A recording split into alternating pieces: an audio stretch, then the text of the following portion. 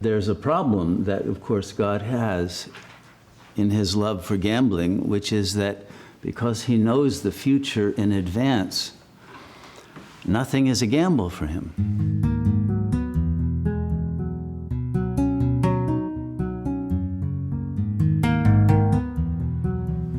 In India, they say that the Western religions have gotten it all backward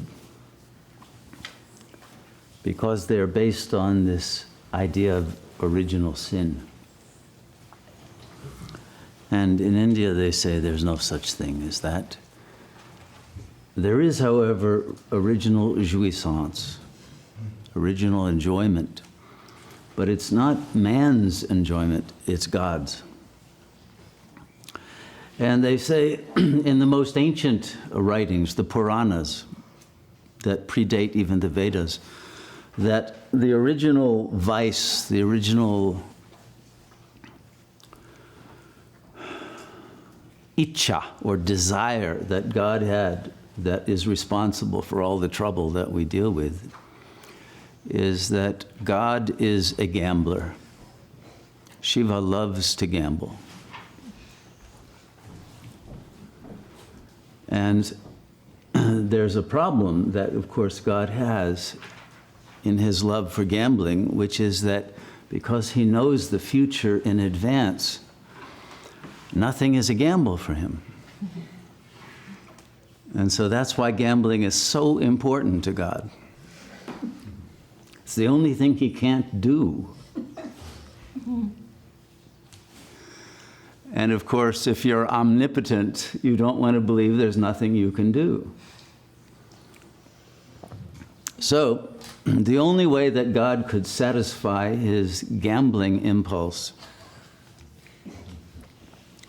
was to create a universe that was himself, but in which he would forget everything that he knew as God, and that he would divide himself into both male and female, which made the world a total gamble, as you know.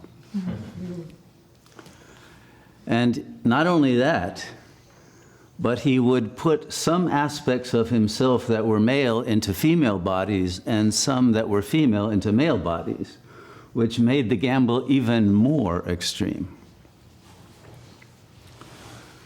And so every relationship became a gamble, every event, every project.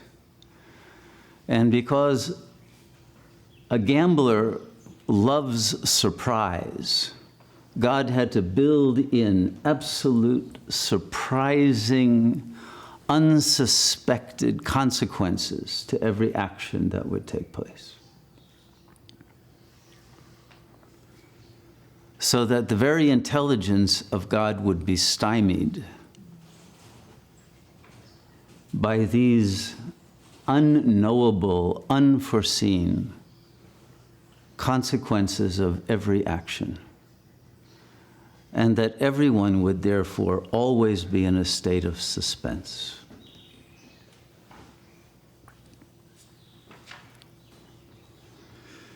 Now, in the old Puranas, the Shiv Purana in particular, God is always depicted as enjoying a dice game. He would play dice with Parvati, and Parvati always wins. Until the very end, of course. And then they put the whole planet Earth up as the stakes of the game, and Shiva finally wins it and brings back a kingdom of heaven, and so he can start all over again and lose it all until the world becomes a hell realm in which God has to somehow save the situation by some miraculously impossible throw of the dice. So they say that's the reason why the situation in the world has to be what it is. It has to look like goodness is losing, and that it's impossible for there to be justice, happiness, goodness, peace, conflict-free relationships in the world. And it's only when Shiva is able to awaken from the trance that he has put himself in, and suddenly realizes his own nature as God, that he starts to win again. And that's why the deepest yearning and attribute of every human being, and really every being who contains a significant amount of that consciousness that pertains to Shiva, is the trait of being a detective. What everyone wants to do is to connect the dots. That's all the mind is ever attempting to do. Connect the dots.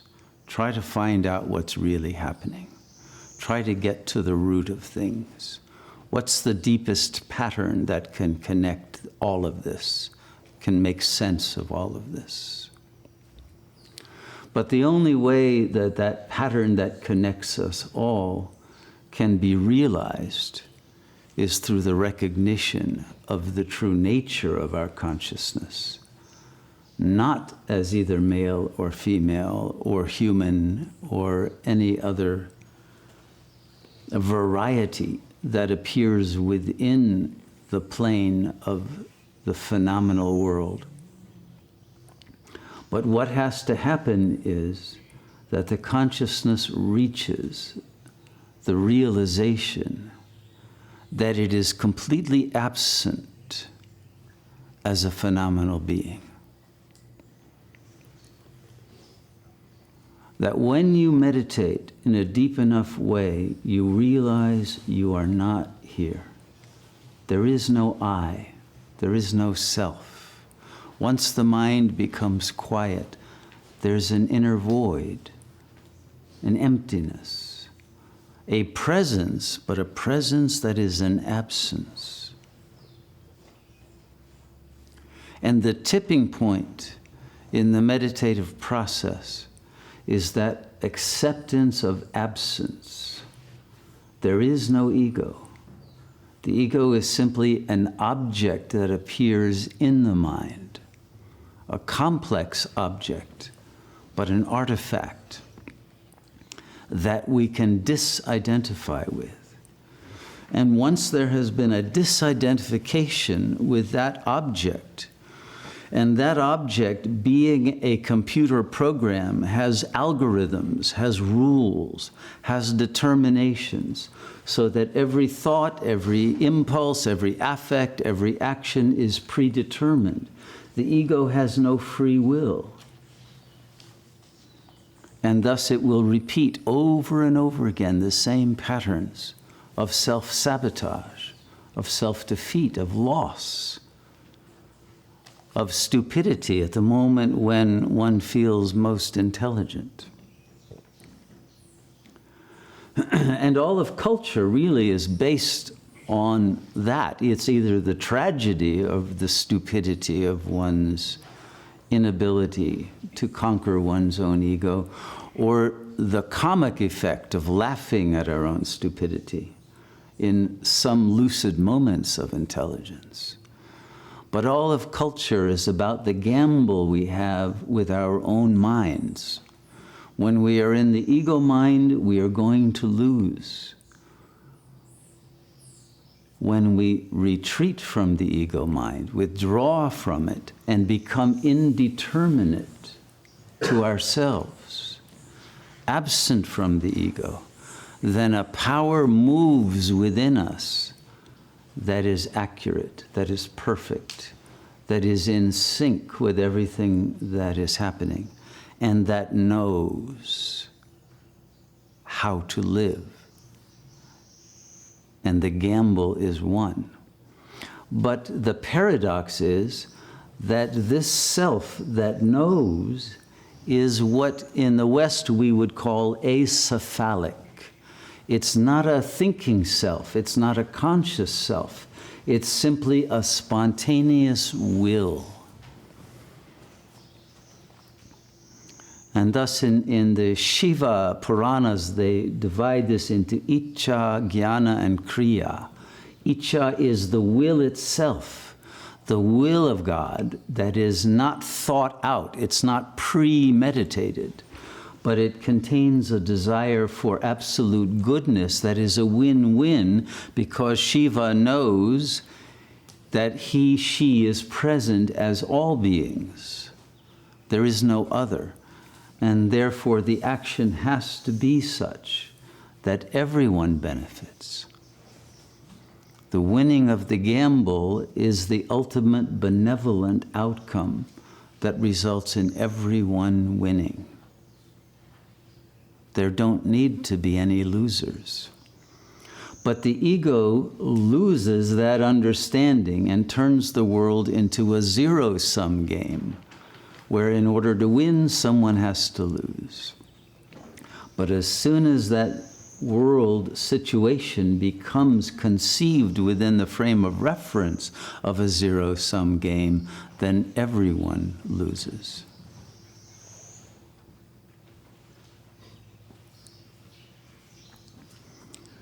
And it is the return to the consciousness of Shiva that emerges as an absence, which is a freedom from ego, a freedom from identity, a moment of depersonalization in which you will realize that you don't know who you are or even what you are. And in the acceptance of that you are not the body, nor the personality, nor the patterns of thought, but presence that is absence, that is emptiness. It is in the moment of that realization that the fullness enters the emptiness. This is the moment of the consummation of the union of Shiva and Shakti.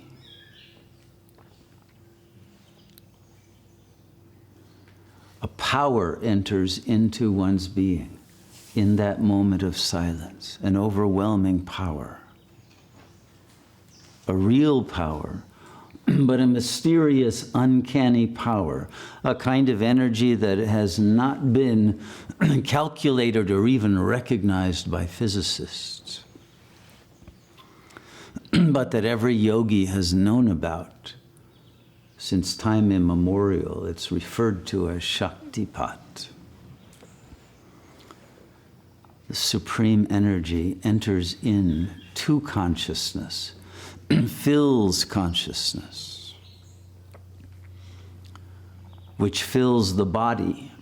And because this power recognizes itself as existing everywhere, as well as nowhere, it is emptiness and fullness that pervades the entire cosmos.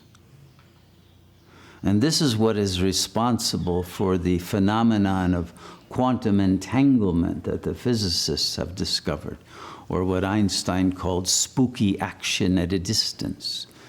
Well, because Shiva is everywhere, Shiva's action can happen at any distance. And that action is simply the relationship that is recognized of I to I, self to self, that produces a faster than light transmission of information, that produces synchrony, that produces the effect of a world of conflicting individuals suddenly reconfiguring themselves as a single superorganismic whole. It is that is meant to be the advent of Shiva consciousness, or in Christianity referred to as the rapture. The moment when every consciousness is filled with the presence of God. The revelation, the self-revelation.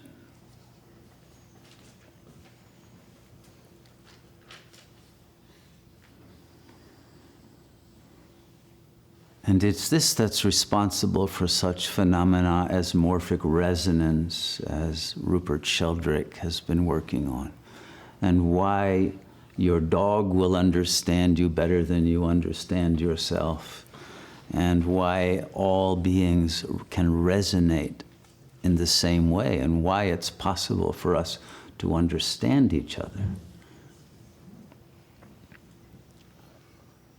And also when we're in the ego, why it's possible for us to misunderstand each other. But it's when that power enters in such fullness that you think you can't contain it, that it actually overwhelms and overflows the body and bursts out into an aura that becomes boundless and infinite and pervades the entire universe from every possible center of consciousness. And the entire world is filled with that power, a power that is recognizable by the heart as the power of love. That the sheer delight, the bliss, the overwhelming beauty of all that is thrills the consciousness with that ultimate realization that the supreme reality is both nothing and everything and everyone, here and now.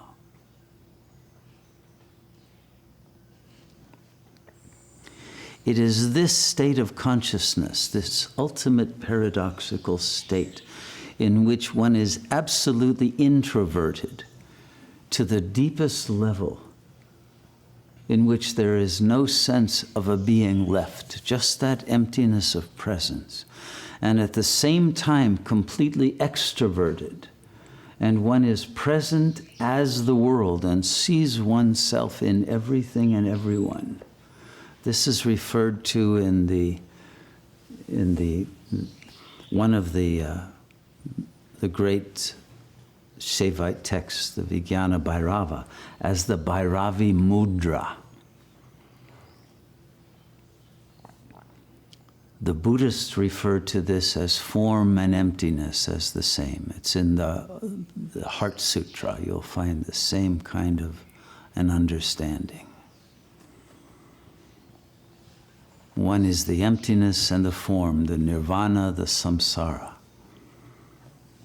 The world and the worldless awareness as a single whole, without parts, without boundaries, without differences.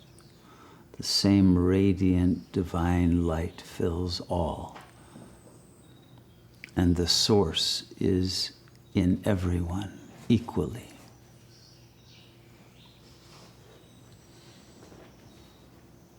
It's this that's the consummation of meditation.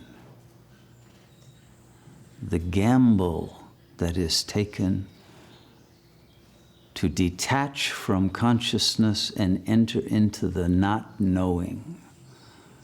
In Christianity, there's a famous text called the cloud of unknowing. It is that willingness to not know who you are, to realize the world is this surrealistic strangeness that cannot be understood by the logic of the ego mind, and that everything is ultimately paradoxical. It is its own opposite. And yet those opposites are integrated into a single wholeness. It's in this willingness to let go of everything one thinks one knows that the knowledge that is the supreme awareness of God consciousness awakens and reveals itself as your own real being.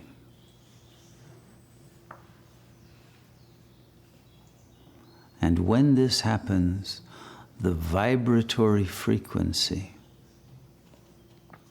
of your consciousness shifts in such a way that you realize that what the world is simply the appearance of the reflection of the vibratory frequency that you have been vibrating at. And as you shift your vibratory frequency from the low level of what we would call human consciousness to the supreme level, and go through the entire spectrum, which is equivalent to, let's say, the electromagnetic spectrum or the wave band of FM radio, in which every different frequency can contain its own station, its own emanation of a stratum of meaning. As you shift wavelengths, the meaning of the world you are in and its appearance will shift. And it can shift all the way from a hell realm to a kingdom of heaven in an instant, just by turning the dial up to the highest level of frequency.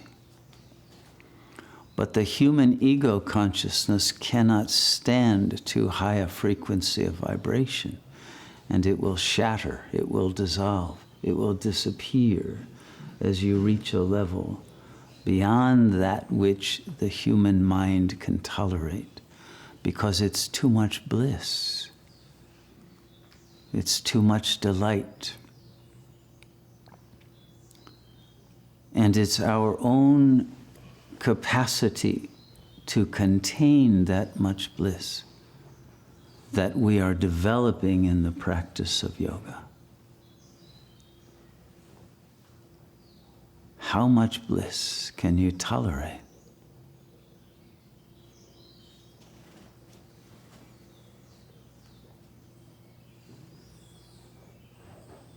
The more power you are willing to receive that is flowing into you from the source of being,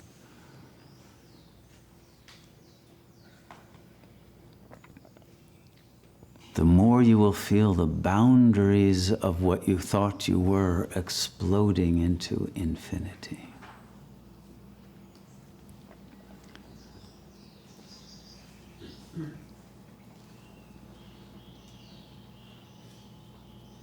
Until the unknown self expands beyond the limits of time and space, matter and energy, and becomes again that which is inconceivable to the mind. The knower cannot be known. The consciousness cannot be captured, cannot be contained.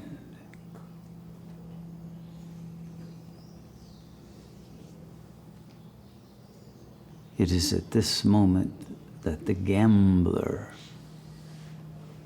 supersedes the casino, and the world is transformed.